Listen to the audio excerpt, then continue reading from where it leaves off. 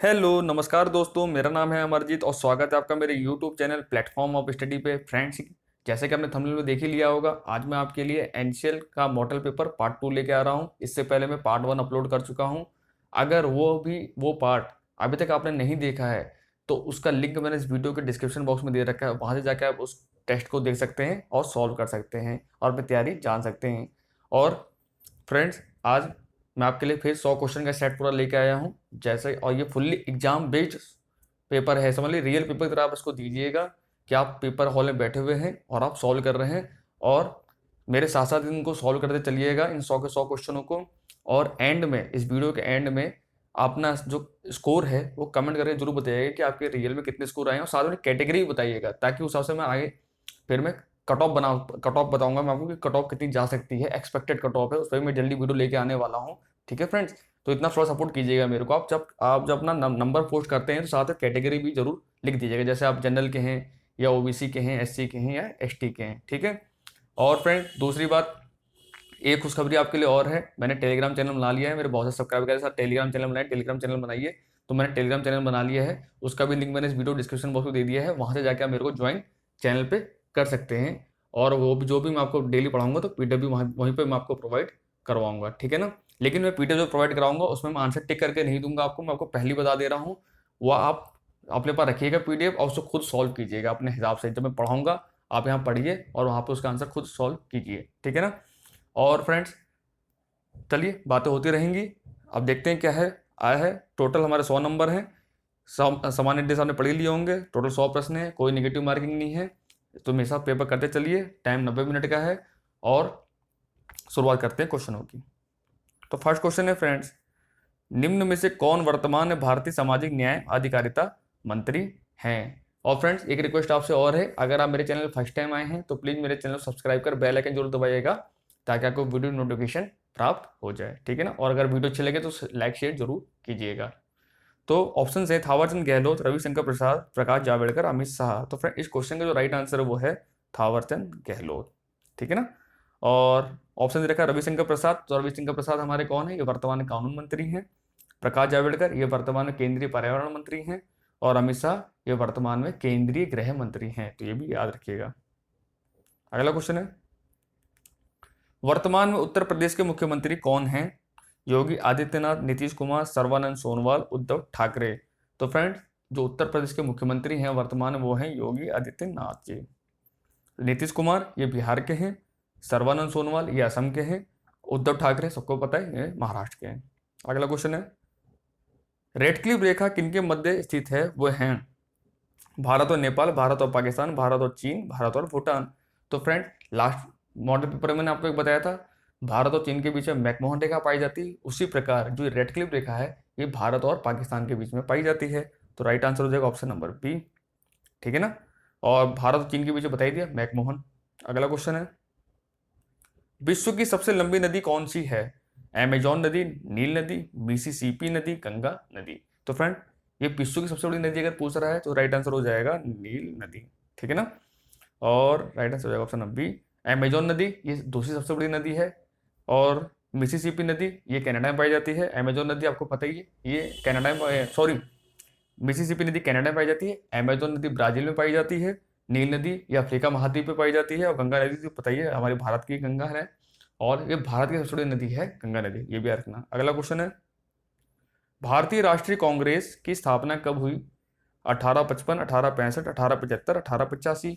तो फ्रेंड, जो भारतीय राष्ट्रीय कांग्रेस की स्थापना हुई थी ना, ये हुई थी 1885 में, ऑप्शन नंबर डी। और इसकी स्थापना किसने की थी ये भी याद रखना, ए ओ ह्यूम। ठीक है ना। और उसमें वायसराय कौन थे, तो उसमें वायसराय जो थे वो लॉर्ड डफरिन थे, ये भी याद रखना फ्रेंड। ठीक है। अगला क्वेश्चन है, कोनेरू हम्पी का संबंध किस खेल से है। तो फ्रेंड, जो कोनेरू हम्पी हैं ये हमारी भारतीय ग्रैंड मास्टर है। अब आपको पता है ग्रैंड मास्टर किस किस खेल में यूज होता है, वो होता है शतरंज में। तो राइट आंसर हो जाएगा शतरंज, ऑप्शन नंबर बी। ठीक है ना।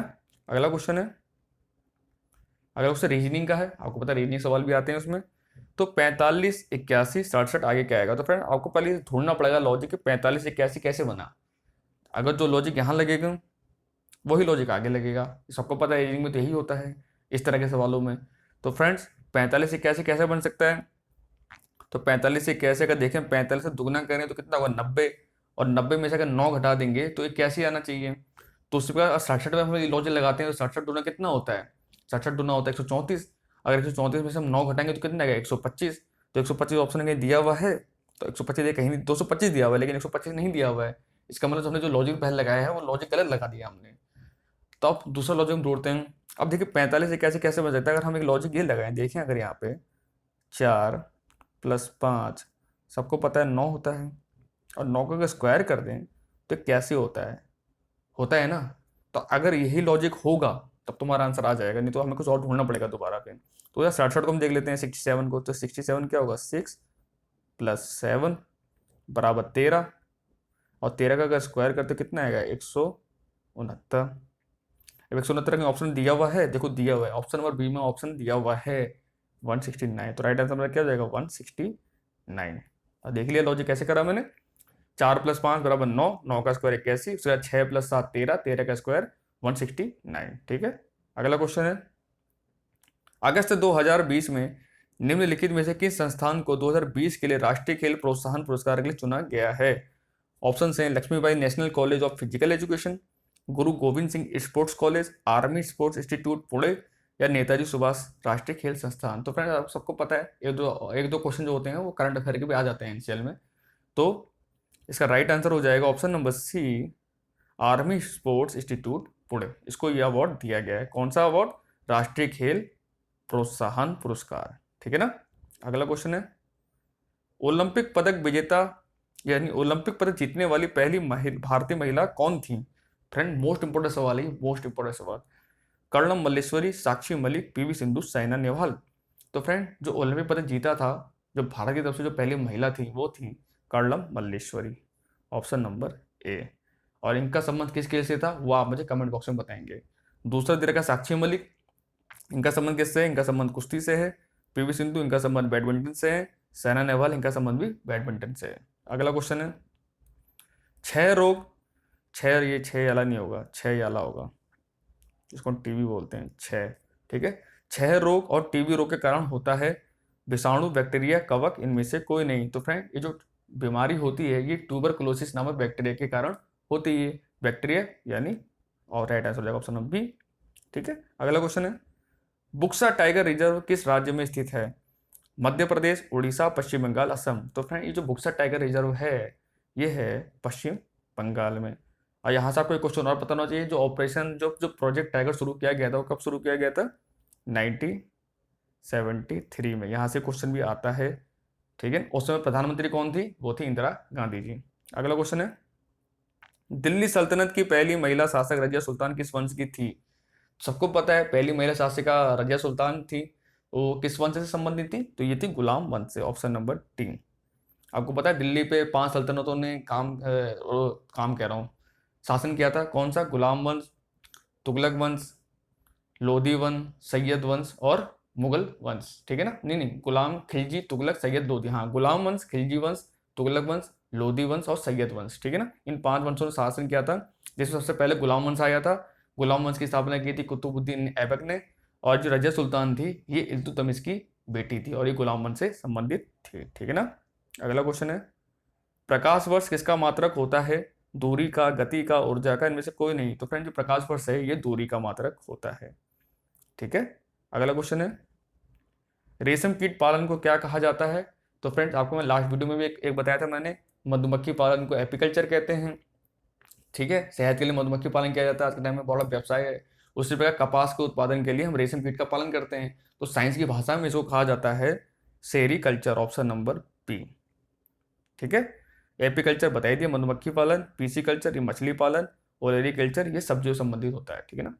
अगला क्वेश्चन है, न्यूटन का पहला गति नियम संकल्पना देता है, जड़त्व का, बल का, ऊर्जा का, गति का। तो फ्रेंड्स आपको मैंने कल ही साइंस की वीडियो जो रात में अपलोड की है 9 बजे, उसमें मैंने बताया था न्यूटन के गति के 3 नियम दिए थे। पहला जड़त्व का नियम दिया था, दूसरा बल का नियम दिया था, तीसरा क्रिया प्रतिक्रिया का नियम दिया था। तो इन्हें ये पूछा पहला गति का नियम किसके संबंधित था, तो वो था जड़त्व से, ऑप्शन नंबर ए। दूसरा था ये बल से था, ये क्या बताता है, F = ma। ठीक है, तीसरा कौन सा है, क्रिया प्रतिक्रिया का नियम। अगला क्वेश्चन है, राष्ट्रपति द्वारा लोकसभा में कितने एंग्लो इंडियन सदस्य मनोनीत किए जाते हैं, 2, 3, 4, 5। तो फ्रेंड्स लोकसभा में राष्ट्रपति के द्वारा 2 एंग्लो इंडियन मनोनीत किए जाते हैं, ऑप्शन नंबर ए। और राज्यसभा में 12, ये भी याद रखना, ठीक है ना। तो एक सटा के एक हटा के, अगर सटा दोगे तो राज्यसभा बन जाएगा और हटा दोगे तो लोकसभा बन जाएगा, ठीक है ना। कोई कंफ्यूजन नहीं होनी चाहिए। अगला क्वेश्चन है, अभिज्ञान शकुंतलम के लेखक कौन थे? बहुत फेमस नाटक है अभिज्ञान शकुंतलम, और उसके जो लेखक थे वो शायद सबको पता भी होगा, वो हैं कालिदास, ठीक है। अगला क्वेश्चन है, कुचिपुड़ी किस राज्य का प्रमुख शास्त्रीय नृत्य है? तो फ्रेंड्स भारतीय नाट्य एकेडमी के द्वारा भारत में टोटल 8 शास्त्रीय नृत्य हैं, जिसमें से कुचिपुड़ी एक है, और ये कहाँ का है? ये है आंध्र प्रदेश का, ऑप्शन नंबर सी, ठीक है। और आंध्र प्रदेश भारत में पहला ऐसा राज्य है जिसकी 3 राजधानी है, वो आपको मैंने पहले ही बता रखा है। जिसने मेरे को सुनते होंगे, जो मेरे को डेली फॉलो करते होंगे, उनको पता भी होगा, तो कमेंट बॉक्स में जरूर मुझे बताएं। अगला क्वेश्चन है, भारत के नियंत्रक एवं महालेखक परीक्षा की नियुक्ति किसके द्वारा की जाती है? तो फ्रेंड इसकी जो नियुक्ति की जाती है वो की जाती है भारत के राष्ट्रपति के द्वारा, ठीक है ना। इसको क्या बोला जाता है? कैग, यानी कंट्रोलर एंड ऑडिटर जनरल। और कौन से आर्टिकल में इसकी बात करी गई है? भारतीय संविधान के 148वें अनुच्छेद में, ठीक है, ये भी याद रखना। और फ्रेंड जो भी मैं आपको एक्स्ट्रा फैक्ट बताता हूँ उनको भी साथ साथ में नोट करते चलना, क्योंकि उनसे भी क्वेश्चन बनते हैं और आते भी हैं और आए हुए भी हैं। अगला क्वेश्चन है, विटामिन सी का रासायनिक नाम क्या है? Retinol, ascorbic acid, thiamine, niacin. तो फ्रेंड इसका जो राइट आंसर है वो है option number B, ascorbic acid. Retinol ये विटामिन ए का रासायनिक नाम है, थायमिन ये बी का, नियासिन ये B3 का, ठीक है यार। अगला क्वेश्चन है, विश्व स्वास्थ्य संगठन यानी WHO, वर्ल्ड हेल्थ ऑर्गेनाइजेशन का मुख्यालय कहाँ पर है? तो ये है जिनेवा में, ये भी याद रखना। अगला क्वेश्चन है, विश्व पर्यावरण दिवस कब मनाया जाता है? 31 मार्च, 22 मार्च, 5 जून, 5 अगस्त। तो फ्रेंड इसका जो राइट आंसर है वो ऑप्शन नंबर सी, 5 जून, ठीक है ना। और 22 मार्च को क्या मनाया जाता है? जल दिवस। और 22 मार्च को बिहार दिवस भी मनाया जाता है यार, बिहार की स्थापना हुई थी 22 मार्च को। अगला क्वेश्चन है, शरीर में सबसे मजबूत पेशी है? तो फ्रेंड्स शरीर की जो सबसे मजबूत पेशी होती है ना, वो होती है हमारी जबड़े की। तो राइट आंसर हो जाएगा जबड़े की, ठीक है ना। यहाँ को लोग जांग लगा देते, टांग लगा देते, नहीं, सबसे जो मजबूत पेशी हमारे शरीर में होती है वो होती है जबड़े की। अगला क्वेश्चन है, संतोष ट्रॉफी का संबंध किस खेल से है? Cricket, volleyball, tennis, football. तो फ्रेंड ये बहुत पुरानी ट्रॉफी है और बहुत प्रचलित ट्रॉफी है, इसका संबंध है फुटबॉल से, ऑप्शन नंबर डी, ठीक है। अगला क्वेश्चन है, अकबर का मकबरा कहाँ स्थित है? फतेहपुर सीकरी, सिकंदरा, दिल्ली, आगरा। तो फ्रेंड सबको पता है अकबर मुगल वंश का शासक था, और इसका जो मकबरा है, मकबरा जहाँ मरने दफनाया जाता है उसको मकबरा बोला जाता है, तो यह है सिकंदरा में, ऑप्शन नंबर बी, ठीक है। अगला क्वेश्चन है, महात्मा गांधी के राजनीतिक गुरु थे? मोस्ट इंपोर्टेंट सवाल अगेन, लाला लाजपत राय, बाल गंगाधर तिलक, गोपाल कृष्ण गोखले, इनमें से कोई नहीं। तो फ्रेंड जो महात्मा गांधी के जो राजनीतिक गुरु थे, पॉलिटिकल जो गाइडर थे इनके, वो थे Gopal Krishna Gokhale, option number C. अगला क्वेश्चन है, किस घटना की वजह से महात्मा गांधी ने असहयोग आंदोलन को बंद करने का निर्णय लिया था? तो सबको पता है, पहले ये पता होना चाहिए असहयोग आंदोलन शुरू कब हुआ था। तो शुरू हुआ था 1922 में, ठीक है। किस वजह से इन्होंने वापस लिया? तो ये लिया था चौरी चौरा कांड की वजह से, ऑप्शन नंबर डी। तो यूपी में जगह पड़ती है गोरखपुर के पास चौरी चौरा, शायद वहां से कोई मेरी वीडियो शायद देख भी रहा होगा। तो चौरी चौरा में क्या हुआ था, जो जितने भी जो प्रदर्शनकारी थे उन्होंने थाने में आग लगा दी थी, तो उसमें से तो बहुत सारे पुलिस वाले जो थे वो जिंदा जल के मर गए थे। तो उससे आहत होकर गांधी जी ने इस आंदोलन को वापस ले लिया था कि अब यह आंदोलन हम नहीं करेंगे। जलियांवाला बाग हत्याकांड ये आपको पता ही है, 13 अप्रैल 1919 को हुआ था, 1919 में हुआ था। जनरल डायर ने गोली चलवा दी थी, ठीक है ना, उससे ही बहुत से लोग मारे गए थे अमृतसर में, ठीक है। अगला क्वेश्चन है, द डिस्कवरी ऑफ इंडिया पुस्तक किसके द्वारा लिखी गई थी? तो फ्रेंड ये बहुत अच्छी किताब है, बहुत फेमस किताब है, और ये लिखी है जवाहरलाल नेहरू जी ने, ऑप्शन नंबर बी, ठीक है ना। अगला क्वेश्चन है, निम्नलिखित में से कौन सा मौलिक अधिकार नहीं है? शिक्षा का अधिकार, संपत्ति का अधिकार, शोषण के विरुद्ध अधिकार या धार्मिक स्वतंत्रता का अधिकार। तो फ्रेंड इसका जो राइट आंसर है वो ऑप्शन नंबर बी, संपत्ति का अधिकार। संपत्ति का अधिकार मौलिक अधिकार ना होकर क्या है, ये विधिक अधिकार है, यानी कानूनी अधिकार है। अब टोटल कितने मौलिक अधिकार है हमारे? अब इस समय 6 मौलिक अधिकार प्रेजेंट में है, पहले 7 थे, एक हटा दिए, अब 6 बचे हैं। बाकी शिक्षा का अधिकार हो गया, शोषण का विरोध अधिकार हो गया, धार्मिक स्वतंत्रता का अधिकार हो गया, ये तो हमारे मौलिक अधिकार हैं, ठीक है ना। और मौलिक अधिकार हनन होने पर एक यही एक ऐसा चीज है जिस अगर आपको लगता है कि आपके मौलिक अधिकार को हनन हो रहा है, कोई आपका शोषण कर रहा है, तो आप डायरेक्ट सुप्रीम कोर्ट या हाई कोर्ट में जा सकते हैं। सुप्रीम कोर्ट जाने के लिए आर्टिकल 32 और हाई कोर्ट में जाने के लिए आर्टिकल 126, ठीक है ना, सॉरी 226, 226 आप ये पिटिशन डाल सकते हैं, ठीक है। अगला क्वेश्चन है, अगस्त 2020 में जम्मू और कश्मीर के कृषि विभाग ने निम्नलिखित में से किस उत्पाद के व्यापार को बढ़ावा देने के लिए एक ई नीलामी पोर्टल बनाया है? कानी शॉल, कश्मीरी हाथ से बना कालीन, कश्मीरी पश्मीना या कश्मीरी केसर। सबको पता है क्या हो सकता है जम्मू कश्मीर से फेमस? केसरी हो सकता है, क्योंकि केसरी एकमात्र है जो जम्मू कश्मीर में पैदा होता हो, तो कहीं पैदा भी नहीं होता हमारे देश में। तो रेड से क्या हो जाएगा? Option number D Kashmir. इसी की नीलामी के लिए उन्होंने एक ई पोर्टल बनाया है। अगला क्वेश्चन है, संयुक्त राष्ट्र की सुरक्षा परिषद में निम्नलिखित में से कौन स्थायी सदस्य नहीं है? नहीं है यार ना, नहीं है। ब्रिटेन, ये तो है। संयुक्त राज्य अमेरिका, ये भी है। रूस, ये भी है। तो राइट आंसर क्या हो जाएगा? Option number D Japan. Japan जो है ये सदस्य नहीं है, ठीक है ना। और टोटल कितने स्थायी सदस्य हैं संयुक्त राष्ट्र में, आप मुझे कमेंट बॉक्स में बताइएगा। अगला क्वेश्चन है, प्रसिद्ध विरूपाक्ष मंदिर स्थित है? पुरी, हम्पी, मुंबई, दिल्ली। तो फ्रेंड जो विरूपाक्ष मंदिर है ये हम्पी में स्थित है। हम्पी कहाँ पर है? कर्नाटक में, ठीक है। कर्नाटक की राजधानी बेंगलुरु। अगला क्वेश्चन है, स्वराज मेरा जन्मसिद्ध अधिकार है और मैं इसे लेकर रहूंगा, ये कथन किसने कहा था? महात्मा गांधी, लाला लाजपत राय, बाल गंगाधर तिलक, सुभाष चंद्र बोस। तो फ्रेंड ये जो कथन कहा गया था, ये कहा गया था बाल गंगाधर तिलक के द्वारा, ठीक है। और ये चरमपंथी नेता में से एक थे, ये बड़े फेमस थे चरमपंथी नेता ये। अगला क्वेश्चन है, राज्यसभा के पदेन सभापति कौन होता है? तो फ्रेंड सबको पता है राज्यसभा के जो पदेन सभापति होते हैं वो होते हैं वाइस प्रेसिडेंट यानी उपराष्ट्रपति। Option number B. स्पीकर किसके होते हैं? ये होते हैं लोकसभा के, लोकसभा, ठीक है। और इस समय लोकसभा स्पीकर कौन है हमारे? ओम बिरला, ये भी याद रखना। अगला क्वेश्चन है, तानसेन का वास्तविक नाम क्या था? मकरंद पांडे, बाज बहादुर, रामतनु पांडे, इनमें से कोई नहीं। तो फ्रेंड ये क्वेश्चन काफी एग्जाम्स में आया हुआ है और अभी तक आता है, इसलिए मैंने क्वेश्चन को लिया है। तो फ्रेंड जो तानसेन का वास्तविक नाम है वो है रामतनु पांडे था, अब तो जिंदा नहीं है। तो तानसेन का वास्तविक नाम था रामतनु पांडे। और तानसेन सम्मान भी दिया जाता है, वो किसके द्वारा दिया जाता है? वो मध्य प्रदेश सरकार के द्वारा ही दिया जाता है, जहाँ के लिए आप तैयारी कर रहे हैं। अगला क्वेश्चन है, अगला क्वेश्चन मैथ का आ गया। दुकानदार ने एक आइटम 230 रुपये में खरीदा, ठीक है, और 184 रुपये में बेचा। यार तो नुकसान कर लिया बेचारे ने अपने, यार इसने तो नुकसान का प्रतिशत निकालो, वही पूछा सवाल ने। अब देखो आप 230 रुपये का सामान लेके आ रहे हो, 184 रुपये बेच रहे हो, तो हानि तो हो रही ना आपको। तो हानि कितनी हो रही है? एल का मतलब लॉस। लॉस कितना हो रहा है? 230 की थी और 184 में आपने बेची, तो कितना नुकसान हुआ? 10 में 4 गया 6, 12 में से 8 गया, यहाँ कितना हो जाएगा 2, 12 में से 8 गया 4, 46, और 1 में से गया 0, यानी 46 रुपये का लॉस आपने कर लिया है। अब 46 रुपये का लॉस करा है, कितने पे करा है? मैंने आपको पहले ही बताया था, लाभ हो या हानि हो हमेशा क्रय मूल्य पे होता है। तो क्रय मूल्य कितने हैं? 230 रुपये है ना, तो 230 पे बट्टे 230 कर दिया, ऐसे लिखा जाता है। देखते रहो एक स्टेप में कैसे कर रहा हूँ। परसेंटेज में तो हमको पता है 100 से मल्टीप्लाई कर देंगे, तो 1 0 से 1 0 कट गया, 23 दूना 46, 2.20, यानी उसको नुकसान जो हो गया वो 20% नुकसान हो गया। तो ऑप्शन दिया है 20% दिया, ऑप्शन नंबर डी, ठीक है।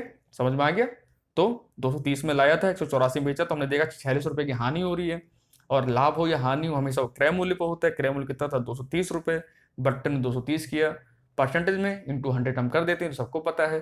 तो 0 0 हमने काटा, 23 दूना 46, 2.20, यानी 20%, जो 20% है उसकी हानि उसको हो गई। अगला क्वेश्चन है, अगला क्वेश्चन मैथ का ही है।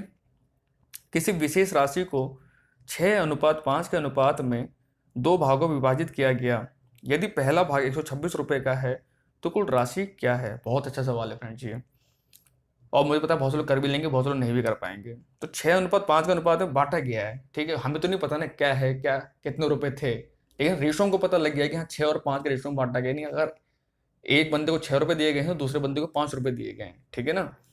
और पहला भाग 126 रुपये है, तो फ्रेंड जो पहला भाग 126 रुपये वो जाहिर सी बात है पहला 6 के बराबर होगा ना। जो ये 6 होगा कहीं ना कहीं 126 रुपये बराबर है, क्योंकि इसे दिया हुआ है। यदि पहला भाग 126 रुपये, यानी पहला भाग यहाँ पे क्या है, रेशो में 6 रुपये है, तो 6 126 के बराबर है। तो यानी एक बराबर कितने को हो जाएगा, 6 दूनी 12, 6 कम 6, यानी एक रेशो की जो वैल्यू है वो 21 रुपये है, 21 रुपये है।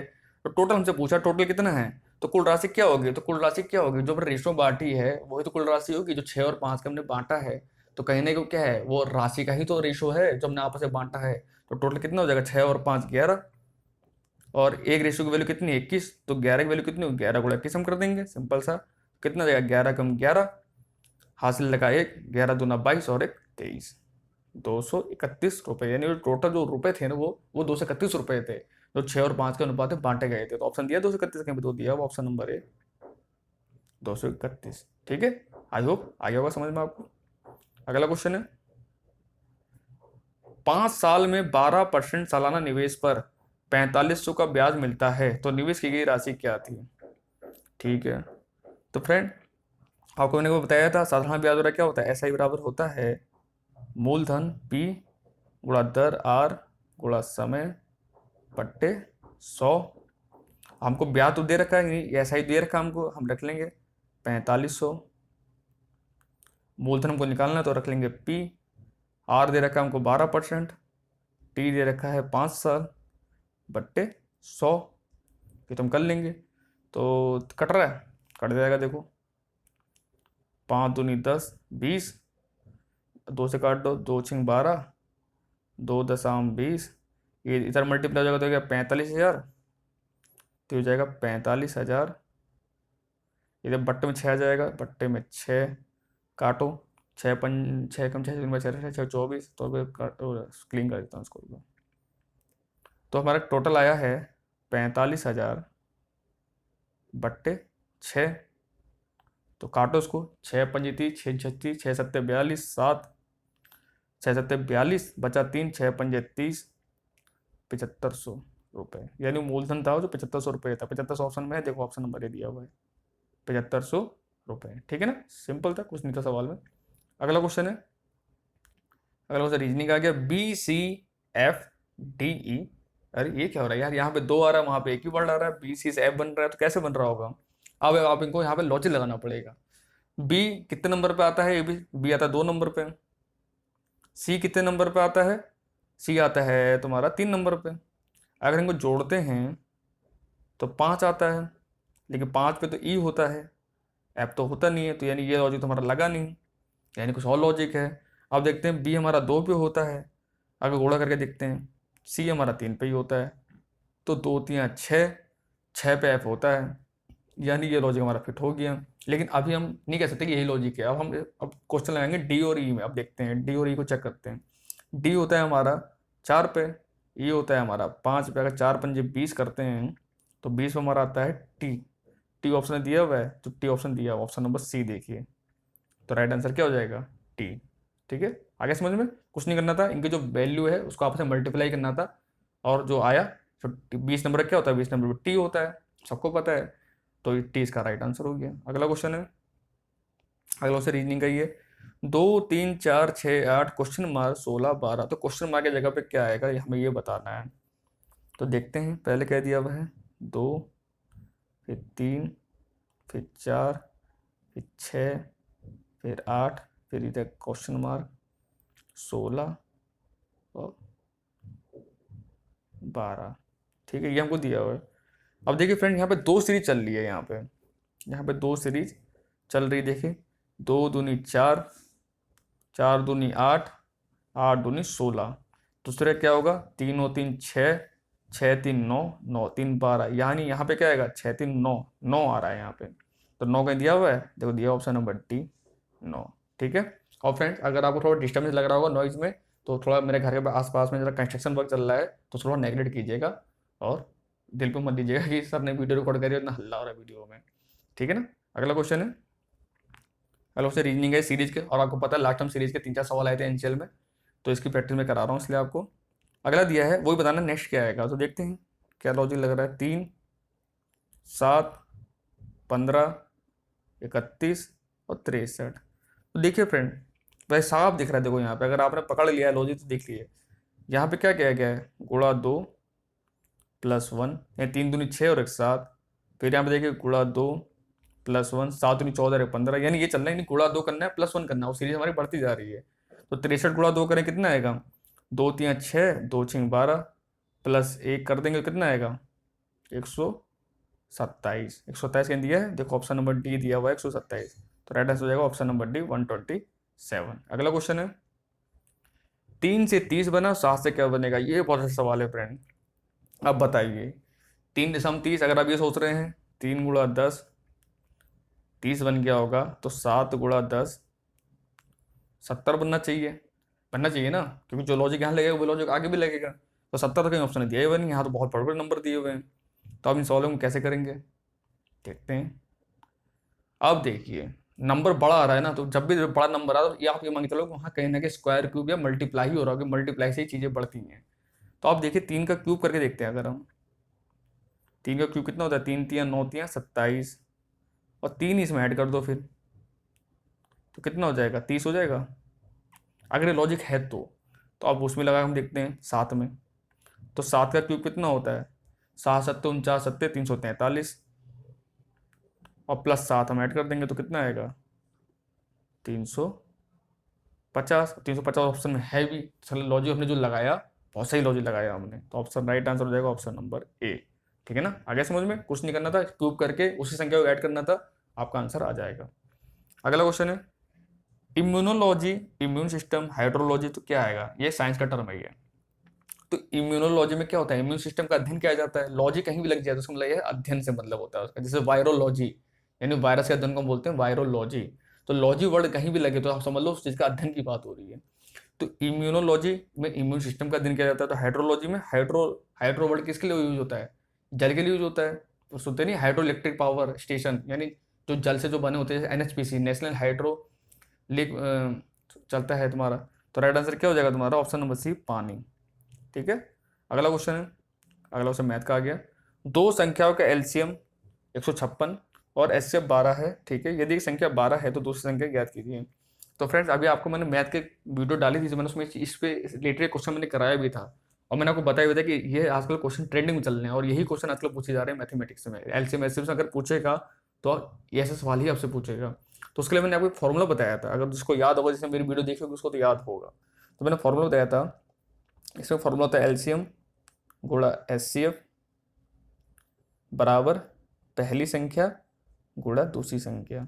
ठीक है, अब इस फॉर्मूले में हम चीज़ों को रखते हैं, अब जो हमको दिया हुआ है।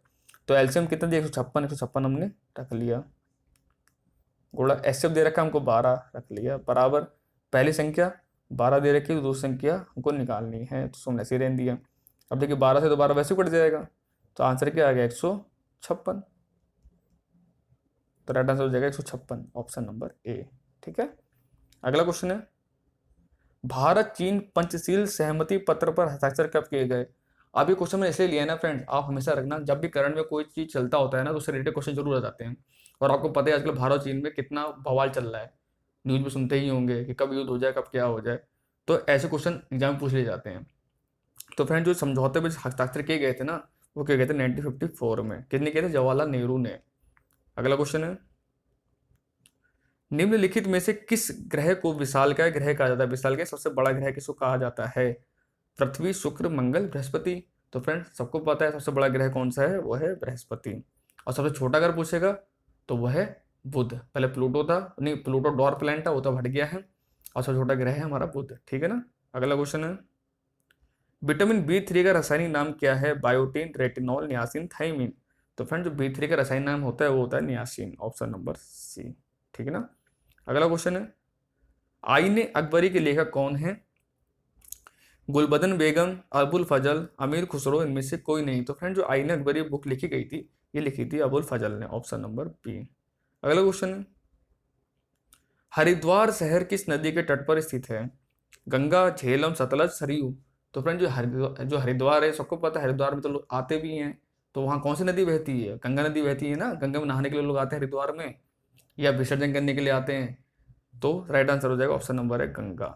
ठीक है, अगला क्वेश्चन है पृथ्वी की सबसे बाहरी परत को किस रूप में जाना जाता है, मेंटल, क्रस्ट, कोर, वायुमंडल। तो फ्रेंड्स पृथ्वी की सबसे बाहरी परत होती है उसको हम कहते हैं क्रस्ट, ऑप्शन नंबर बी। ये भूगोल का क्वेश्चन है। अगला क्वेश्चन है, भारतीय संविधान के किस अनुच्छेद में निर्वाचन आयोग का उल्लेख किया गया है? बहुत इंपॉर्टेंट सवाल है। चुनाव आयोग किस अनुच्छेद के अंतर्गत काम करता है संविधान के? तो वो करता है अनुच्छेद 324, ऑप्शन नंबर बी। ठीक है। और अनुच्छेद 280 दे रखा है, ये भी कभी एग्जाम में आ जाता है। तो ये होता है हमारा वित्त आयोग से। ठीक है ना। अगला क्वेश्चन है, भारत के पहले मुख्य निर्वाचन आयुक्त थे जीवी मावलंकर, सुकुमार सेन, टी स्वामीनाथन, के सुंदरम। तो फ्रेंड्स, जो पहले मुख्य निर्वाचन अधिकारी थे वो थे Sukumar Sen, option number B. और जीवी मावलंकर कौन थे? ये पहले लोकसभा अध्यक्ष थे। अगला क्वेश्चन है, किस अम्ल के मांसपेशियों में जमा होने के कारण मनुष्य को थकान महसूस होती है? तो कभी देखते होंगे जब आप कोई जिम वगैरह जाते हैं या कोई कड़ी मेहनत करते हैं, उसका क्या होता है, आपके हाथ में दर्द होने लग जाता है। तो दर्द क्यों होता है? वो उसका रीजन होता है कि आपकी जो मांसपेशियां होती है ना फ्रेंड्स, उसमें लैक्टिक अम्ल जमा हो जाता है, ऑप्शन नंबर ए। ठीक है। यूरिक अम्ल सबको पता है, अगर यूरिक अम्ल शरीर में ज्यादा हो जाए तो क्या होता है? गठिया रोग हो जाता है, जिसमें कि जो जोड़ वगैरह होता है उनमें दर्द करने लग जाता है। तो उसका रीजन होता है यूरिक अम्ल। अगला क्वेश्चन है, डल झील किस शहर में स्थित है? त्रिवेंद्रम, जयपुर, बेंगलुरु, श्रीनगर। तो फ्रेंड्स, जो डल झील है बहुत अच्छी झील है, सुंदर झील है। हालांकि मैं गया नहीं, मैं देखा है मैंने यूट्यूब पे। और ये है श्रीनगर में स्थित, श्रीनगर जम्मू कश्मीर। ठीक है ना। अगला क्वेश्चन है, निम्नलिखित में से कौन केंद्र शासित प्रदेश नहीं है? तो आपको मैंने पहले बताया था, अब टोटल 28 राज्य हो गए हैं और 8 केंद्र शासित प्रदेश हो गए हैं। तो ये पूछा कौन सा नहीं है। लक्षद्वीप ये तो केंद्र शासित ही है, चंडीगढ़ ये भी केंद्र शासित है, पुडुचेरी ये भी केंद्र शासित। तो राइट आंसर हो जाएगा option number D, Assam. Assam को केंद्र शासित थोड़ी है, ये तो वैसा राज्य है ना, साधारण राज्य, जैसा हमारा उत्तराखंड है वैसे असम है। अगला क्वेश्चन है, अगला क्वेश्चन मैथ का आ गया। दो मित्रों के आयु का अनुपात 1:2 था। ठीक है। 5 वर्ष बाद उनका अनुपात 2:3 हो जाता है। बिल्कुल। तो बड़े मित्र की आयु ज्ञात करो। ठीक है। हम मान लेते हैं एक मित्र ए है और दूसरा मित्र बी होगा। तो पहले वर्तमान में कितनी थी? वो 1:2 थी। लेकिन 5 साल बाद, एरो ऊपर उठ रहा है नहीं, 5 साल के बाद कितनी हो जा रही है? 2:3। और आपको ये तो पता होगा ही, कॉमन सवाल है कि देखो जो भी आयु का जो डिफरेंस होता है वो हमेशा बराबर चलता है। अगर आपके घर में एक आप हो और आपका छोटा भाई है, अगर आपके उसके बीच में 3 साल का गैप है तो 3 साल का गैप हमेशा ही रहेगा। अगर आप 40 साल के होंगे तो वो 37 साल का होगा, जब आप 43 साल के होंगे तब वो 40 साल का होगा। तो वो गैप तो हमेशा रहेगा ना, ये तो आपको भी पता है, वो गैप तो कभी नहीं भरेगा। जो जितना गैप है वो गैप हमेशा चलेगा। तो देखिए फ्रेंड, 5 साल पहले 1:2 था, लेकिन 5 साल के बाद 2:3 हुआ है।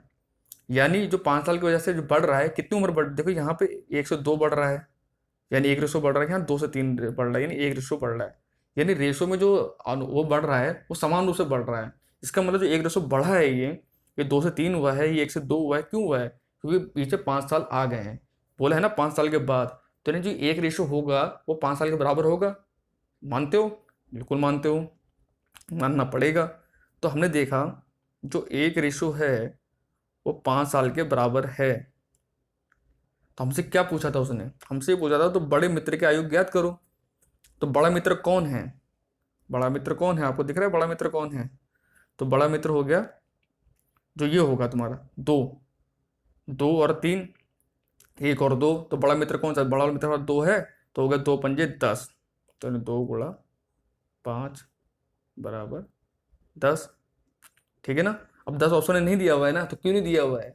क्योंकि हमने 5 साल बाद का रेशो निकाला ना, कि हमने 5 साल पहले का, तो हम 5 साल इसमें ऐड भी तो करेंगे। तो कितना हो गया? 15 आ गया। 15 तो ऑप्शन दिया हुआ है ना, दिया हुआ है, देखो ऑप्शन बी, 15 वर्ष। क्योंकि जो हमने 10 साल निकाली है तो हमने वर्तमान आयु निकाली है उसकी हमने। ठीक है। तो तो बड़ी मित्र की आयु कितनी हो जाएगी? 5 साल के बाद कितनी होगी? 5 साल के बाद 5 साल उम्र बढ़ेगी भी तो उस इंसान की, तो कितनी बढ़ेगी? 5 साल बढ़ेगी। तो 10 साल पहले की थी, अब 5 साल बढ़ गई, तो कितने साल का हो गया? 15 साल का हो गया। तो राइट आंसर हो गया 15 साल।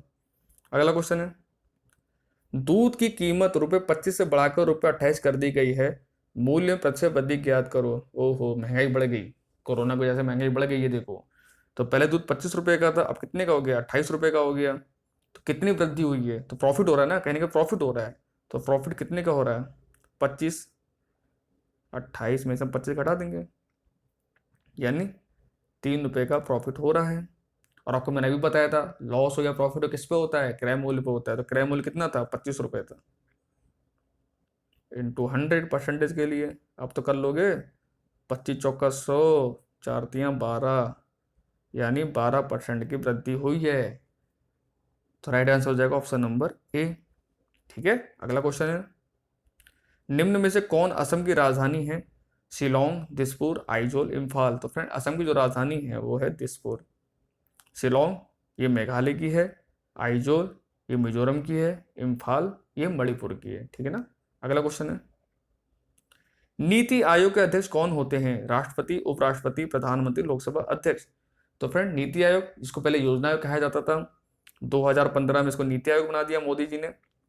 और उसके जो अध्यक्ष भी होते हैं वो प्रधानमंत्री ही होते हैं, जैसे वर्तमान में मोदी जी प्रधानमंत्री हैं, तो इसके अभी कौन हो जाएंगे? प्रधानमंत्री। और प्रधानमंत्री कौन है सर वर्तमान? नरेंद्र मोदी जी। तो नीति आयोग के जो अध्यक्ष होते हैं वो यार प्रधानमंत्री होते हैं, और करंट में जो प्रधानमंत्री होगा वही इसका आंसर होगा। जैसे अभी तो नरेंद्र मोदी जी हैं, तो नरेंद्र मोदी इनका आंसर हो जाएंगे। अगर आगे चल के बदल जाते हैं तो वो आंसर बदल जाएगा। ठीक है ना, लेकिन प्रधानमंत्री रहेगा, ये आपको याद रखना है। अगला क्वेश्चन है, प्लासी का युद्ध किस पर लड़ा गया था? तो फ्रेंड प्लासी का युद्ध ही जो मेन युद्ध था, इसके बाद ही जो अंग्रेज थे उन्होंने भारत में अपने पैर जमा लिए थे। ठीक है ना, तो ये कब हुआ था? ये हुआ था 1757 ईस्वी में, ऑप्शन नंबर डी। ठीक है ना। अगला क्वेश्चन है, अंग्रेजी चैनल को तैरने वाली पहली भारतीय महिला कौन थी? तो वो थी आरती शाह, निशा बाजरा, उज्ज्वला रॉय, कर्णम मल्लेश्वरी। तो फ्रेंड इसका जो राइट आंसर है वो है आरती शाह। ठीक है, अगला क्वेश्चन है, अगला क्वेश्चन हिंदी का आ गया, कोयलों की दलाली में हाथ काले लोकोक्ति का अर्थ है। मैंने इसलिए लिया है कि कोयले का क्वेश्चन है, कोयले डिपार्टमेंट के लिए आप तैयारी कर रहे हैं, इसलिए मैंने क्वेश्चन को लिया है। तो कोयलों की दलाली में हाथ काले लोकोक्ति का अर्थ क्या होगा? नहीं मुहावरा, इसका अर्थ क्या होगा? कोयले का व्यापार कठिन होता है, व्यापार करने से हाथ काले हो जाते हैं, बुरे का साथ करने से कलंक लगता है, अच्छे का सत्संग करना चाहिए। तो समझे फ्रेंड्स का क्या मतलब? कोयले की दलाली में हाथ काले, यानी आप गलत काम करोगे ना तो ठीक है ना, अगर बुरे के साथ रहोगे तो बुरा ही, आप भी बुरे ही बन जाओगे। यानी क्या मतलब है? इसका right answer option number C, बुरे के साथ करने से कलंक लगता है। ठीक है, अगला क्वेश्चन है, जिस बीमारी का ठीक होना संभव ना हो, वाक्य के लिए सही शब्द चुनिए। यानी इसके लिए एक वर्ड हम क्या बोलेंगे? विकट, असाध्य, भयानक, घातक। तो फ्रेंड जिस बीमारी जो बीमारी हमें लगता है ठीक नहीं हो सकती, उसके लिए एक वर्ड होता है हिंदी, उसको हम बोलते हैं असाध्य, बोलते हैं ना असाध्य बीमारी इसको कही है, यानी ये बीमारी ठीक नहीं हो सकती है, इसको हम बोलते हैं हिंदी में असाध्य। ठीक है, अगला क्वेश्चन है, दशानन में कौन सा समास है? बहुव्रीहि समास, तत्पुरुष समास, द्वंद्व समास, इनमें से कोई नहीं। तो फ्रेंड दशानन का जो प्रयोग किया जाता है वो रावण के लिए किया जाता है। तो याद रखना, जब भी कोई ऐसा वर्ड आपको हिंदी मिले जिसका संधि विच्छेद करने के बाद कोई तीसरे व्यक्ति का अगर बोध हो, तो वहां पे बहुव्रीहि समास होता है, यानी राइट आंसर जाएगा ऑप्शन नंबर ए। जैसे दशानन, यानी जिसके 10 सिर हैं, 10 सिर वाला कौन है? रावण। तो रावण का यहाँ बोध हो रहा है, रावण के लिए दशानन बोला गया है, ना कि डायरेक्ट रावण बोला गया है। तो वहां पे समास हो जाएगा बहुव्रीहि समास। जैसे पीताम्बर, पीला है अंबर जिसका, तो पीलांबर किसका है? श्री कृष्ण भगवान का, तो श्री कृष्ण भगवान को पीताम्बर ही बोला जाता है। तो राइट आंसर क्या हो जाएगा? पीताम्बर भी देगा तभी आप आंसर लगाएंगे बहुव्रीहि समास। तो आप समझ गए ना, जहां पे किसी थर्ड पर्सन का अगर बोध होता है तो वहां पे बहुव्रीहि समास होता है। ठीक है, अगला क्वेश्चन है, आकाश का पर्यायवाची क्या है? व्योम, अंबर, गगन, उपरोक्त सभी। तो फ्रेंड आकाश का पर्यायवाची व्योम भी है, अंबर भी है, गगन भी है। तो right answer option number D. ठीक है, अगला क्वेश्चन है, उपकार का विलोम शब्द है?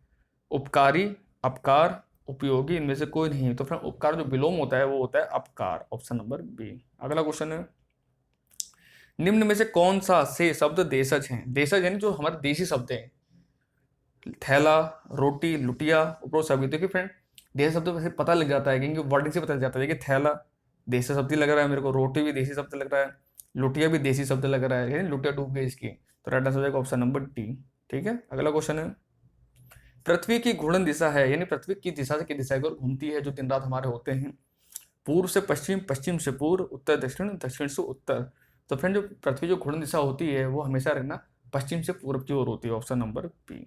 ठीक है, अगला क्वेश्चन है, भारत में किस बैंक को करेंसी नोट जारी करने का अधिकार है? व्यापारिक बैंक, भारतीय रिजर्व बैंक, भारतीय state bank, central bank of India. तो फ्रेंड भारत में जो भी नोट जो छपाई का काम करता है, मार्केट में कितना नोट देना है, ठीक है, तो ये सब काम करता है reserve bank of India. Right answer हो जाएगा ऑप्शन नंबर बी। इसकी स्थापना कब हुई थी? ये भी रखना 1935 में। कौन से कमीशन के द्वारा? हंटर यंग कमीशन के द्वारा। ठीक है, अगला क्वेश्चन है, मत्स्य का उत्पादन संबंधित है, यानी मछली का, नीली क्रांति, सफेद क्रांति, पीली क्रांति, लाल क्रांति। तो फ्रेंड जो मत्स्य का उत्पादन है वो नीली क्रांति से संबंधित है, ऑप्शन नंबर ए। ठीक है, सफेद क्रांति ये दूध से संबंधित है, लाल क्रांति ये मांस मच्छी जो भी होता है संबंधित है, पीली क्रांति जो तिलहन वगैरह होते हैं उससे संबंधित है। ठीक है ना। अगला क्वेश्चन है, निम्न में से कौन प्रथम ओलंपिक पदक विजेता हैं? विजेंद्र सिंह, अभिनव बिंद्रा, केडी जादव, ध्यानचंद्र। तो फ्रेंड जो प्रथम ओलंपिक पदक विजेता थे वो थे KD Jadhav, option number C. ठीक है ना। अगला क्वेश्चन है, एनजीओ शब्द है, यानी इसका फुल फॉर्म बतानी जो सुनते हैं ना, एनजीओ, एनजीओ ने काम किया, एनजीओ ने काम किया, इसका मतलब क्या होता है? Non government organization, non guarantee organization, national governing office, या इनमें से कोई नहीं। तो फ्रेंड जो एनजीओ की फुल फॉर्म होती है वो होती है non government organization, option number A. अगला क्वेश्चन है, ग्रीन पार्क स्टेडियम कहाँ स्थित है? कोलकाता, कानपुर, चेन्नई, सूरत। तो फ्रेंड जो ग्रीन पार्क स्टेडियम है ये कोलकाता में, सॉरी कानपुर में स्थित है। ठीक है, कानपुर में, राइट आंसर हो जाएगा कानपुर। ठीक है। अगला क्वेश्चन है, चंद्र ग्रहण होता है जब, तो चंद्र ग्रहण कब होता है? पृथ्वी और सूर्य के बीच चंद्रमा आ जाता है? नहीं, तो सूर्य और चंद्रमा भी पृथ्वी आ जाता है, यही आंसर है, ऑप्शन नंबर बी। तो अगला ऑप्शन की जरूरत ही नहीं है। लेकिन जो ऑप्शन नंबर ए दिया हुआ है ना, वो स्थिति जब होती है जब सूर्य ग्रहण लगता है। अगर क्वेश्चन पूछे सूर्य ग्रहण कब होता है तो उसका राइट आंसर हो जाता है ऑप्शन नंबर ए, जब पृथ्वी और सूर्य के बीच चंद्रमा आ जाता है। तो इन्हें पूछा चंद्र ग्रहण, तो चंद्र ग्रहण में क्या होता है? सूर्य और चंद्रमा के बीच में पृथ्वी आ जाती है और पृथ्वी की छाया, तो चांद की छाया पृथ्वी पर पड़ने लग जाती है। अगला क्वेश्चन है, अगला क्वेश्चन मैथ का है, दो संख्या का योग 12 है, ठीक है, यदि उनका योग उनके अंतर का 3 गुना है तो संख्याएं होंगी। अब फ्रेंड इस क्वेश्चन को आप बाय ऑप्शन कर सकते हैं। अब मैं आपको बाय ऑप्शन करके दिखाता हूँ कैसे ऐसे सवाल बाय ऑप्शन कैसे किए जाते हैं, और ऐसे सवाल आते हैं एग्जाम में। और लास्ट टाइम भी मैंने मॉडल पेपर में इस तरह का एक सवाल मैंने कराया भी था आपको। ठीक है ना, तो जिन्होंने देखा हो उनको वो शायद कर भी लेंगे। तो फ्रेंड दो संख्या का योग 12 है, तो अब हम वो ऑप्शन ढूंढते हैं जिनका योग 12 है। तो देखिए ऑप्शन नंबर है 4 8, यानी इसका योग 12 ही आता है। 20 5 7 12 ही होगा। 10 2 12, 9 3 12, यानी जो पहला जो कंडीशन है वो तो 4 ऑप्शन फॉलो कर रहे हैं हमारे। अब हम दूसरी कंडीशन पढ़ते हैं। दूसरी कंडीशन क्या है? दूसरी कंडीशन क्या है, यदि उनका योग उनके अंतर का 3 गुना है तो संख्याएं होंगी। तो हम पहला ऑप्शन लेके चलते हैं 4 और 8। तो अगली कंडीशन क्या कह रहा है, यदि उनका योग, तो उनका योग कितना है? 12, उनके अंतर का 3 गुना है तो इनका अंतर कितना होगा? इसका अंतर होगा 8 में 4 का 4 का 3 गुना, यानी 4 3, तो कितना आएगा? 12। तो ये तो फॉलो कर रहा है ना, उनका अंतर यानी 8 में 4 का 4 का 3 गुना, 4 3 12, 12 12 यानी हमारा फॉलो हो रहा है। तो राइट आंसर हमारा क्या हो जाएगा? ऑप्शन नंबर ए। हमें और ऑप्शन चेक करने की जरूरत ही नहीं है, और ऑप्शन चेक करके दिखा दूं, देखना वो आंसर आएगा भी नहीं आपका। ये देखना, दिखाता हूँ वो करके। अब ऐसे अगला ऑप्शन हम 5 अगर लेते हैं तो 7 5 12, तो बराबर 12 तो आ जाता है हमारा। इसका अंतर यानी 7 में 5 2, उसका 3 गुना, 3 गुना कर दिया, 2 3 6 12, ये बराबर आ रहे हैं आपस में? नहीं आ रहे ना, तो ये आंसर हमारा फॉलो कर रहा है? नहीं कर रहा है। तो राइट आंसर हमारा क्या है? एक ही ऑप्शन फॉलो कर रहा है, 4 और 8।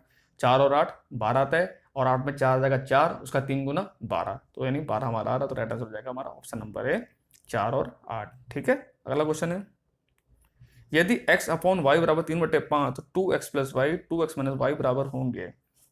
तो ठीक है, यहाँ x बराबर 3 रख लो, y बराबर 5 रखोगे, आपका आंसर आ जाएगा। तो समीकरण दे रखा है 2x प्लस वाई बटे 2x माइनस वाई। तो x का रखेंगे हम 3 प्लस वाई कितना है? 5। ठीक है, बट्टे 2x यानी 2 गुणा 3 माइनस वाई यानी -5। तो हो जाएगा 2 3 6 6 5 11, ऊपर हो जाएगा 11 बट्टे 2 3 6 6 में से 5 जगह 1 यानी आएगा 11। ठीक है, तो राइट आंसर हो जाएगा ऑप्शन नंबर 11। अगला क्वेश्चन है, गायत्री मंत्र का सर्वप्रथम उल्लेख कहाँ मिलता है? ऋग्वेद में, पुराणों में, उपनिषद में, अथर्ववेद में। तो फिर जो गायत्री मंत्र है ओम भूर्भुवः स्वः, तो ये सबसे पहले जो उल्लेख मिलता है वो मिलता है ऋग्वेद में, और सबसे पुराना वेद भी ऋग्वेद ही है, ये भी याद रखना। अगला क्वेश्चन है, संविधान के किस अनुच्छेद के तहत भारत के किसी राज्य में राष्ट्रपति शासन लगाया जाता है? अनुच्छेद 355, 356, 360, 370। तो फ्रेंड जो राष्ट्रपति शासन लगाया जाता है किसी भी राज्य में तो वो लगाया जाता है संविधान के अनुच्छेद 356 के द्वारा, ऑप्शन नंबर बी। ठीक है। अगला क्वेश्चन है, भारतीय संसद में होते हैं, यानी भारत संसद किस किन लोगों से मिलकर बनी है? तो फ्रेंड लोकसभा, राज्यसभा, भारत के राष्ट्रपति, लोकसभा राज्यसभा, लोकसभा राज्यसभा तथा भारत के प्रधानमंत्री कार्यालय। तो फ्रेंड इसका राइट आंसर ऑप्शन नंबर ए, लोकसभा, राज्यसभा तथा राष्ट्रपति का कार्यालय, इन्हीं तीन से मिलकर लोकसभा हमारा बना है। ठीक है। अगला क्वेश्चन है, गांधी के नाम के पहले महात्मा किस समय जोड़ा गया है? तो इसका नाम तो गांधी ही था ना, मोहनदास करमचंद गांधी। महात्मा शब्द तो बाद जोड़ा गया, तो महात्मा गांधी आज हम बोलते हैं। तो कब जोड़ा गया था? चंपारण सत्याग्रह के समय, रॉलेट सत्याग्रह के समय, या 1919 में अमृतसर के भारतीय राष्ट्रीय कांग्रेस अधिवेशन में, या खिलाफत आंदोलन के प्रारंभिक चरण में? तो फ्रेंड, इसका राइट आंसर है ऑप्शन नंबर है चंपारण सत्याग्रह के समय। ये कब हुआ था? ये इनका पहला सत्याग्रह आंदोलन था भारत में 1917 में। चंपारण जो बिहार में पड़ता है, यहाँ पे क्या होता था, जो किसान थे उनको नीली खेती करने के लिए मजबूर किया जाता था अंग्रेजों के द्वारा। क्या आप नीली खेती, नीली यानी जो अफीम होता है, उसकी खेती के लिए मजबूर करते थे। ठीक है, अगला क्वेश्चन है, स्वतंत्र भारत के एक राज्य की प्रथम महिला राज्यपाल कौन थी? तो फ्रेंड, जो स्वतंत्र भारत की पहली महिला राज्यपाल थी वो थी Sarojini Naidu ji, option number D. और कहाँ की राज्यपाल बनी थी? ये बनी थी उत्तर प्रदेश की, यूपी की यानी। ठीक है, और सुचेता कृपलानी ये कौन थी? ये कौन थी? ये पहली महिला मुख्यमंत्री थी और ये भी यूपी की ही बनी थी। ठीक है, अगला क्वेश्चन है, भारतीय कृषि अनुसंधान संस्थान कहाँ स्थित है? कटक, शिमला, नई दिल्ली, पंतनगर? तो फ्रेंड, जो भारतीय कृषि संस्थान है, अनुसंधान जो रिसर्च वगैरह काम होता है, ये होता है नई दिल्ली में, ऑप्शन नंबर सी। अगला क्वेश्चन है, भारत का सबसे दक्षिणतम बिंदु कौन सा है? कैप कैमोरिन, पॉइंट कैलिमेर, इंदिरा पॉइंट, पोर्ट ब्लेयर? तो फ्रेंड्स, जो सबसे दक्षिणी बिंदु है सबको पता है वो क्या है? Indira point, option number C. अगला क्वेश्चन है, निम्न में से कौन सा दिन अंतर्राष्ट्रीय महिला दिवस के रूप में जाना जाता है? 8 जनवरी, 8 फरवरी, 8 मार्च, 8 अप्रैल? तो फ्रेंड, जो अंतर्राष्ट्रीय महिला दिवस मनाया जाता है, ये मनाया जाता है 8 मार्च को, ऑप्शन नंबर सी। अगला क्वेश्चन है, इस संकेत का क्या मतलब है? अब आपको दिख रहा होगा इस संकेत का क्या मतलब है। अब देखिए ये क्या मतलब है, ये यू ऐसा बनना है, अब कट कर रखा है, यानी क्या मतलब है? यानी यू टर्न लेना मना है। तो ऑप्शन देखते हैं, यू टर्न ना लें, यू टर्न लें, ओवरटेक ना करें। तो फ्रेंड्स, इसका मतलब हो गया यू टर्न ना लें, ऑप्शन नंबर ए। अगला क्वेश्चन है, इस संकेत का क्या मतलब है? बाएं हाथ में मुड़ना मना है, बाएं तरफ गाड़ी चलाएं, हॉर्न ज्यादा ना बजाएं, इनमें से कोई नहीं। तो फ्रेंड, आप देखिए रहे, ये लेफ्ट साइड को इशारा कर रहा है और कट करा हुआ है, इसका मतलब क्या हुआ? यानी बाएं ओर जो मुड़ना है वो मना है। तो राइट आंसर हो जाएगा ऑप्शन नंबर है, बाएं हाथ में मुड़ना मना है। अगला क्वेश्चन है, इंग्लिश का है, फिल इन द ब्लैंक है, there is no difference between dash and me? तो अब क्या बोलेंगे? इसका मतलब हुआ तुझ में और मुझ में कोई अंतर नहीं है। तो किसको बोलोगे? तुझ में और मुझ में, यानी तू तू के हम क्या वर्ड करते हैं? यू। तो ये राइट आंसर क्या हो जाएगा? There is no difference between you and me, option number second. ठीक है, अगला क्वेश्चन है, वन हु प्रिस्क्राइब्स मेडिसिन, यानी इसका मतलब बस कि हमें वर्ड, एक वर्ड बताना है। जैसे नहीं वहाँ हिंदी में एक वर्ड हमने बताया, जैसे जिस बीमारी को इलाज ना हो उसको हम बोलते हैं असाध्य। उसका इसे इंग्लिश में पूछा गया, वन हु प्रिस्क्राइब मेडिसिन, यानी जो मेडिसिन वगैरह को प्रिस्क्राइब करता है, यानी बताता है कि आपको ये मेडिसिन खानी है, वो मेडिसिन, यानी वो कौन बताता है आपको? ऑप्टिशियन, पॉलिटिशियन, ब्यूटिशियन या फिजिशियन? तो लिखा फिजिशियन, यानी डॉक्टर वगैरह जो होते हैं वही तो आपको बताते हैं, तो राइट आंसर होगा फिजिशियन। अगला क्वेश्चन है, select the correctly spelled word, यानी सबसे सही स्पेलिंग किसकी लिखी हुई है? सफरिंग, सफरिंग, तो सफरिंग की स्पेलिंग आपको लिख के बताता हूँ। सफरिंग होता है नहीं, सफरिंग, सफरिंग क्या? सफरिंग की स्पेलिंग होती है SUFFERING।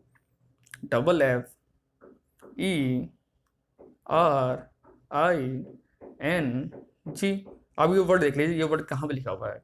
तो आपको दिख रहा होगा ये ऑप्शन नंबर सेकंड। अब देखिए SUFFERING, तो राइट आंसर होगा ऑप्शन नंबर सेकंड। और जब भी इस तरह सवाल है ना फ्रेंड, क्योंकि इसमें ऑप्शन बड़े क्लोज क्लोज होते हैं, तो हमेशा आप जो सही स्पेलिंग है उसको आप पहले नोट कर लो और तब उसको मिलाओ ऑप्शन में कि हाँ ये ऑप्शन कहाँ लिखा हुआ, और आपका आंसर तुरंत सही आ जाएगा। ठीक है ना, अगला क्वेश्चन है, इसमें दिया हुआ है, select the one which opposite the meaning of the given word, यानी हमको विलोम शब्द बताना है, इसका उल्टा अपोजिट। ट्रांसपेरेंट, तो आपको पता है ट्रांसपेरेंट नाम से तो लग रहा है, ट्रांसपेरेंट मतलब क्या हुआ? जिसके आर पार देखा जा सके, आर पार देखा जा सके। तो उल्टा क्या हो जाएगा? यानी देखा ना जा सके, देख सकते हैं, तो उल्टा क्या होगा? नहीं देख सकते हैं। तो ऑप्शन दे रखा ओपेक, ओपेक का मतलब इससे राइट आंसर पहला ही हो गया। ओपेक माने क्या होता है? अपारदर्शी, हिंदी बोलते नहीं, अपारदर्शी होता है पारदर्शी, पारदर्शी मतलब ट्रांसपेरेंट, अपारदर्शी वो हो गया ओपेक। ओपेक यानी हम जिसके आर पार हम नहीं दे सकते हैं, तो इसका उल्टा कौन सा होगा? ओपेक होगा। राइट आंसर क्या हो जाएगा? Option number first. अगला क्वेश्चन है, एरोगेंट का हिंदी मतलब क्या है? आपने बहुत कॉमन वर्ड है, हमने सुनते भी होंगे बहुत से लोग मुंह में, आपने मूवी वगैरह में सुना होगा arrogant, you are very much arrogant person. Arrogant का मतलब होता है वो व्यक्ति जो बहुत ज़्यादा अभिमानी होता है, जिसका बहुत ज़्यादा घमंड होता है, जिसके सर पे कहते नहीं है अपने मद में चू रही है, बहुत घमंडी इंसान है यार, इसे कौन बातें करेगा। तो राइट आंसर क्या हो जाएगा? अभिमानी, ऑप्शन नंबर ए। अगला क्वेश्चन है, मोटर वाहन अधिनियम कब पारित किया गया था? तो फ्रेंड जो मोटर वाहन अधिनियम है ये 1985 में पारित किया गया था। 1985 की दिया है ऑप्शन नंबर बी। ठीक है, अगला क्वेश्चन है, मोटर वाहन अधिनियम के अंतर्गत परमिट का नवीनीकरण कितने दिन के अंदर कराना अनिवार्य होता है? 30 दिन, 20 दिन, 10 दिन, 15 दिन। तो फ्रेंड्स जो परमिट का जो नवीनीकरण कराना होता है वो 15 दिन के अंदर कराना अनिवार्य होता है। राइट आंसर होगा ऑप्शन नंबर डी। अगला क्वेश्चन है, भारत का नेपोलियन किसे कहा जाता है? चंद्रगुप्त मौर्य, समुद्रगुप्त, कनिष्क, पुष्यमित्र। तो फ्रेंड जो भारत का नेपोलियन है ये कहा जाता है समुद्रगुप्त को। ठीक है, अगला क्वेश्चन है, भारत का सबसे लंबा राष्ट्रीय राजमार्ग है या नेशनल हाईवे सबसे बड़ा कौन सा भारत का? तो वह है फ्रेंड NH 44। ठीक है, अगला क्वेश्चन है, लोनार झील भारत के किस राज्य में है? मणिपुर, महाराष्ट्र, कर्नाटका, केरला। तो फ्रेंड लोनार झील अभी न्यूज में भी थी कुछ दिन पहले, ये गुलाबी रंग की हो गई थी, तो कैसी कैसी बातें आ रही थी न्यूज में कि एलियन आ रहे हैं, तो दूसरे ग्रह की कोई मिट्टी आ गई, ये है वो है। तो फ्रेंड जो लोनार झील है ये महाराष्ट्र राज्य में स्थित है, ऑप्शन नंबर बी। ठीक है, अगला क्वेश्चन है, भारत की राजधानी कब कोलकाता दिल्ली की गई? तो पहले दिल्ली से पहले भारत की राजधानी कोलकाता ही थी। ठीक है, लेकिन उस भारत ट्रांसफर किया गया इसको। तो कब ट्रांसफर किया गया था? ये किया गया था 1911 में। ठीक है, अगला क्वेश्चन है, भारत में राष्ट्रीय मतदाता दिवस कब मनाया जाता है? 29 जनवरी, 1 जनवरी, 31 जनवरी, 25 जनवरी। तो फ्रेंड जो नेशनल वोटर्स डे है यानी राष्ट्रीय मतदाता दिवस ये मनाया जाता है 25 जनवरी को। ठीक है, अगला क्वेश्चन है, किस भारतीय राज्य को मसालों का बगीचा कहा जाता है? तमिलनाडु, केरल, गुजरात, कर्नाटक। तो फ्रेंड जो मसालों का बगीचा है यानी सबसे ज्यादा मसाले जो पैदा होते हैं ये पैदा होते हैं केरला में। तो राइट आंसर हो जाएगा ऑप्शन नंबर बी, केरला, इसीलिए इसको मसालों का बगीचा कहा जाता है। ठीक है, और लास्ट क्वेश्चन है मेरा इस वीडियो का, सबसे बड़ा नदी द्वीप माजुली भारत के किस राज्य में अवस्थित है? ठीक है, मेघालय, असम, उड़ीसा, पश्चिम बंगाल। तो फ्रेंड जो माजुली द्वीप है ये असम राज्य में स्थित है, ऑप्शन नंबर बी। ठीक है फ्रेंड, तो यही हमारा 100 क्वेश्चन का जो सेट है खत्म होता है। आई होप आपने इसमें ज़्यादा ज़्यादा क्वेश्चन आपने ठीक किए होंगे, आपकी तैयारी अच्छी चल रही होगी। तो चलिए अब कट ऑफ की बात कर लेते हैं, अगर इस मॉडल पेपर के हिसाब से कट ऑफ कितनी जा सकती है। तो अगर आप अनरिजर्व के हैं, OBC, SC और ST, ये 3-4 कैटेगरियाँ होती हैं। तो फ्रेंड अगर आप अनरिजर्व के हैं और अगर आपके 90+ मार्क्स आ रहे हैं, कितने भी आ रहे हैं, तो आप बिल्कुल सेफ हैं। OBC अगर आप 88 से प्लस नंबर ला रहे हैं तो आप सेफ हैं। SC वाले भी अगर 88 से प्लस नंबर ला रहे हैं तो सेफ हैं। 87 कर दो, इनका एक नंबर कम कर दो। और ST वाले अगर ये 85+ नंबर ला रहे हैं तो सेफ हैं। और ये कट ऑफ इतनी ज़्यादा क्यों बता रहा हूँ, हमको पता है सर वैकेंसी बहुत ज़्यादा कम है और फॉर्म ऑलरेडी बहुत ज़्यादा आए हुए हैं, सबको पता है कॉम्पिटिशन है बहुत ज़्यादा, तो सिलेक्शन उसी को मिलेगा जिसकी तैयारी और रणनीति बेहतर होगी।